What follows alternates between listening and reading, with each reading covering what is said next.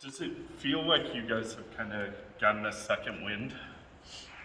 I don't know if it's a second wind or if it's just, we have a lot of players that understand it's a long season, and I think that, they stay the course of what they need to do to be successful. And certainly last week was a big week for our team in a lot of ways. And I think it's a credit to them and how they came to work every day and continued to play, and didn't feel sorry for themselves and just kept going. So you get good results when you put in the time and effort, and certainly that was the case last week. When did you feel like last week maybe it had clicked or you had some momentum? No, I think I said this before. Last Sunday, we got back late from West Virginia. We practiced on Sunday for a really short time, but I thought we practiced as well. Maybe we practiced all year. And I knew that we were in a good space, and not knowing what was going to happen in the game, but I think, to see them show up and not feel sorry for themselves and keep doing the things you have to do at this level and in this league at this time of year. So,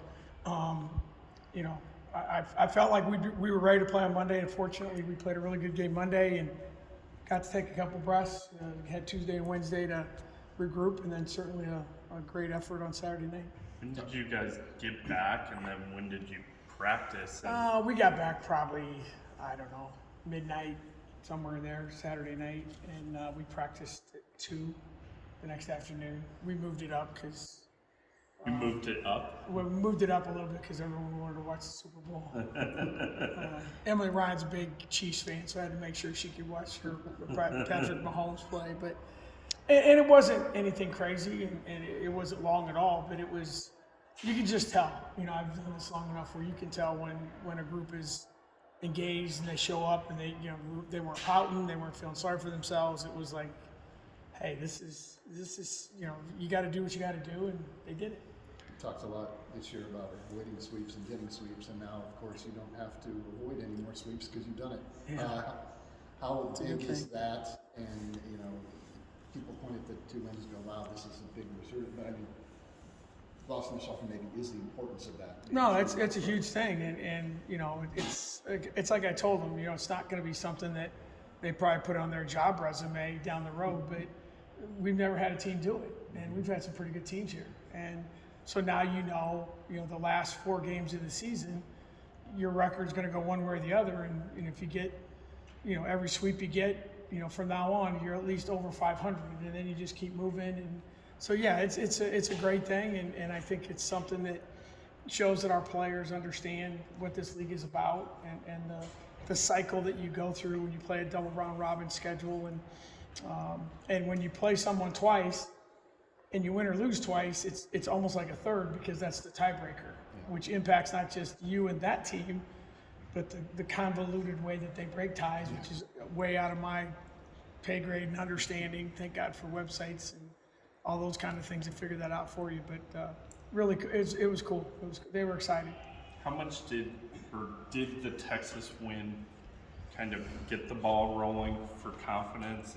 Yeah. Oh yeah. I mean, I think when when you lost 3 games in a row, our kids are on Twitter, and you don't hear as many good things as you used to, and nothing's good. You don't sleep right. You don't eat right. That's the nature of what we do. Is before the 3-game losing streak, wow, Iowa State women's basketball is pretty good. During the 3-game losing streak, they suck, and now we're good again.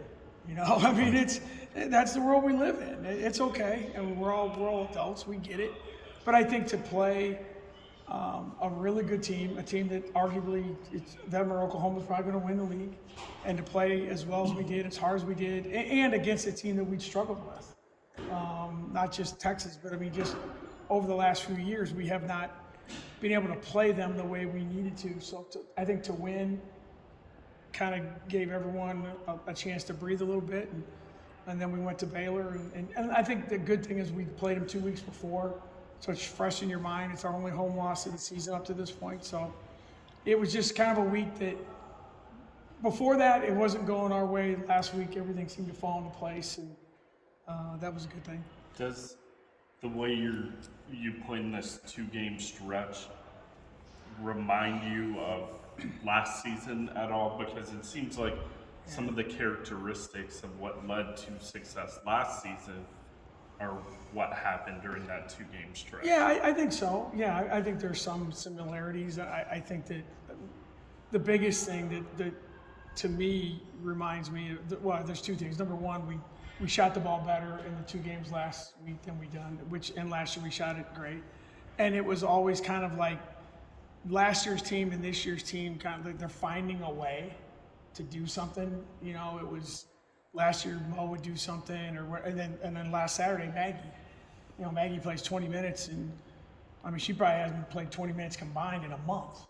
And so, you know, we're out there with the team that we're out there with at the end of the game, and it's kind of like last year's team. You just like, okay, this is what we got. Let's go find a way, and that reminded me of what they did last year. The spot you guys are in, ranked 13th, I believe, in the net rankings right now.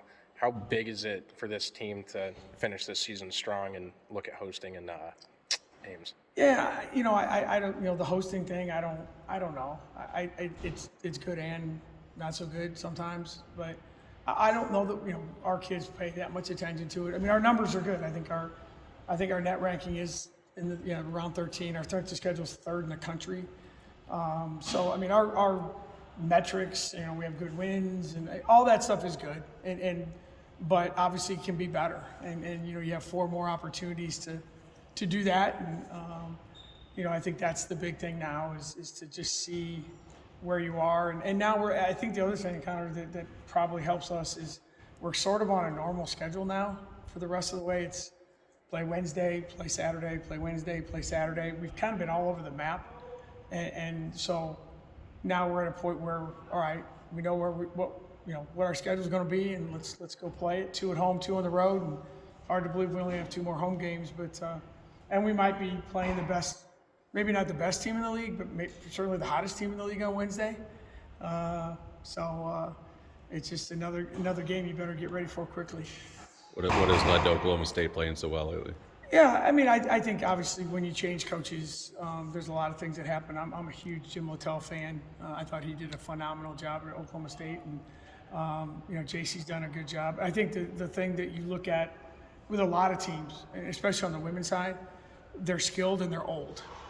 And when you're skilled and you're old, you got a chance to kind of grow into your team, and they're playing really well. They have a lot of the kids that can score. They're 2nd in the league in scoring behind Oklahoma. They're leading the league in field goal percentage. They're leading the league in 3-point percentage. So I think they, you know, and they're playing with a lot of confidence. They won a triple overtime game on Saturday on the road. So, you know, it'll be a big game for us. And obviously we tied with them in the standings and all those things that make a difference. But they're playing at a really, really high level, certainly an NCAA tournament team, and a team that is going to be a tough out, not just Wednesday, but for the rest of the season. Thank you all.